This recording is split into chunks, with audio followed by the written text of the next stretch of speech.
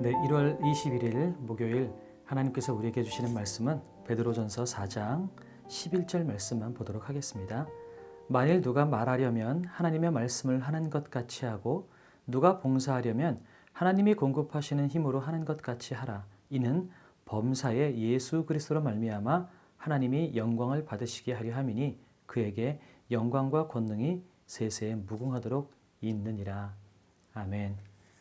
4장은 1절에서부터 그리스도께서 우리의 죄를 도말하시기 위해서 기꺼이 고난의 길을 자처하셨던 것처럼 여기서 같은 마음으로 갑옷을 삼으라라는 이야기는 우리도 역시 죄를 멀리하고 우리 가운데 죄를 씻기 위하여서 기꺼이 고난의 길을 자처하는 결단을 하고 살아나가라라는 의미를 가지고 있습니다.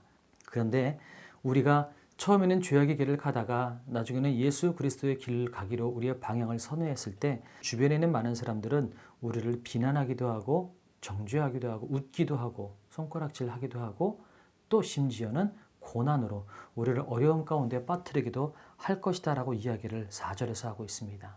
그러나 5절 보면 결국은 그들도 하나님 앞에 심판대에 섰을 때 그들의 죄악이 낱낱이 고발당하는 일들을 겪게 될 것이다 라고 이야기를 하고 있습니다.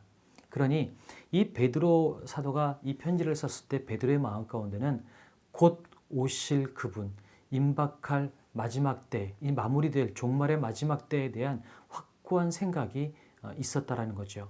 물론 그것이 언제이냐라는 것에 대해서 관심이 있었다기보다 베드로는 그분께서 다시 오신다라고 하는 그런 확고한 믿음과 소망이 있었기에 이런 글들을 쓸 수 있었다라는 것입니다.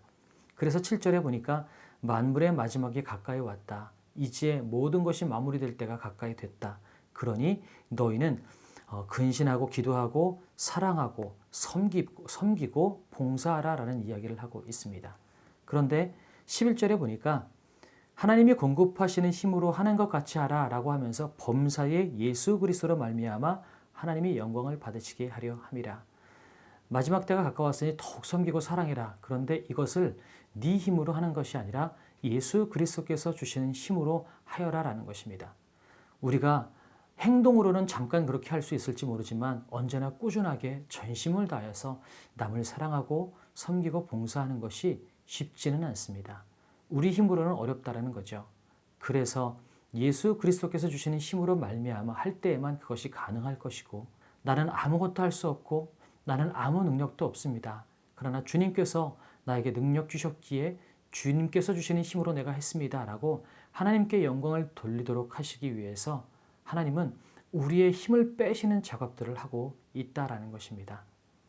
살다 보면 우리가 고난을 당하고 어려움 당하는 많은 이유들은 보면 죄악의 문제 때문에 그럴 수도 있지만 하나님께서 우리를 만들어 가시기 위해서, 다뤄 가시기 위해서 조금 더 이 본문과 연결해서 구체적으로 이야기한다면 나는 아무것도 할 수 없습니다.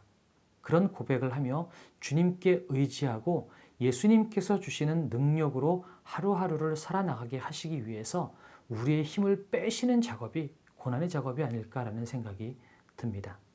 그리고 또 한 가지 나누고 싶은 것은 베드로도 그렇고요. 또 지난달 야고보서를 쓴 야고보도 그렇고요. 가장 예수님 가까이에 있었던 사람들입니다. 야고보는 예수님의 동생이었고 베드로는 예수님의 수제자였습니다. 어찌 보면 가장 인간다운 예수님을 가까이서 봤었던, 특별히 야고보 같은 경우는 예수님이 그리스도이시오 메시아라기보단 자기의 형으로 느껴질 수 있었을 것입니다. 그런데 야고보는요. 기도의 사람이었고 누구보다 기도를 많이 했기 때문에 전승에 의하면 낙타 무릎을 가지고 있었다라고 이야기합니다. 너무 무릎 꿇고 기도를 오래 했기 때문에 그렇죠. 그만큼 야고보도 기도의 사람이었고 베드로도 마지막에 가까이 왔으니 기도하라라고 이야기를 합니다. 그렇게 하는 두 가지 이유를 이야기할 수 있는데 첫 번째는 가장 가까이서 봤던 예수님은 인간으로서가 아니라 그분이야말로 진짜 그리스도다라는 것을 가장 가까이에 있었던 사람들이 느꼈고 믿을 수 있었기 때문에 기도할 수 있었다라는 것이죠.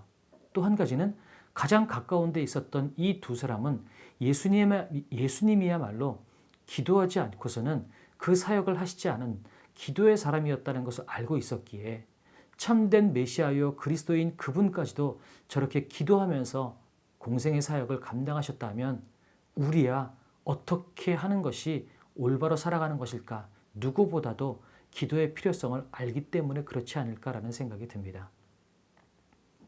그렇다면 여러분, 야고보가 이야기하고 있고 베드로가 이야기하고 있는 기도는 과연 뭘까요? 베드로가 이야기했던 것처럼 만물의 마지막에 가까이 왔다. 곧 종말의 끝이 다가오고 있다. 그분께서 오시면 의인들이 칭찬받고 죄인들이 심판을 받는 날이 올 것이다. 곧 그날이 가까이 왔다. 그날이 가까이 와 있는 이 베드로와 야고보의 생각 가운데 기도란 과연 무엇일까요? 우리가 생각하는 것처럼 우리의 필요와 우리의 문제들을 해결해 달라고 하는 과연 그런 기도는 아니었을 것 같습니다.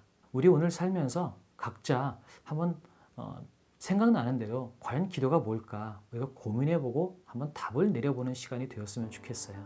우리가 이렇게 살아가는 것은 우리 힘으로는 부족하고 예수님께서 주시는 힘으로만 가능합니다. 그래서 오늘은 예수는 나의 힘이요 우리 찬양하면서 기도하고 나갔으면 좋겠습니다.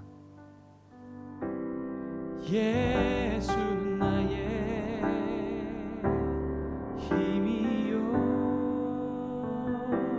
예수는 나의 생명이라 예수는 나의 참 기쁨 참 소망 예수는 나의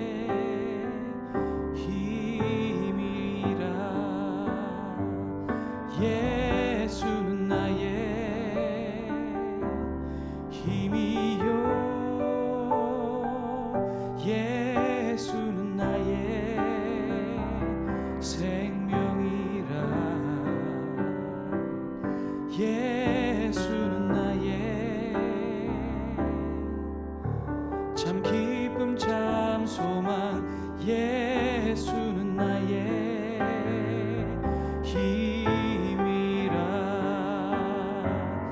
예수는 나의 힘이요 예수는 나의 생명이라 예수는 나의 참 기쁨 참 소망 예수는 나의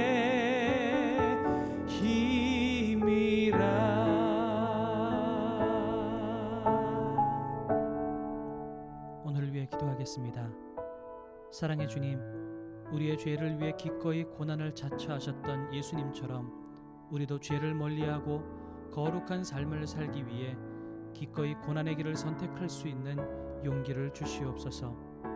앞으로 살아갈 삶은 사람의 정욕을 따르지 않고 하나님의 뜻을 따라 살도록 인도해 주시옵소서. 하나님의 영광을 드러내는 삶은 우리의 힘으로는 어렵습니다. 오늘이 마지막인 것처럼 살며 날마다 기도하기를 쉬지 않는 삶을 살 때야 예수 그리스도께서 주시는 힘으로 살아갈 수 있사오니 기도하기를 쉬지 않는 우리가 되도록 도와주시옵소서. 감사드리며 예수님의 이름으로 기도드렸습니다.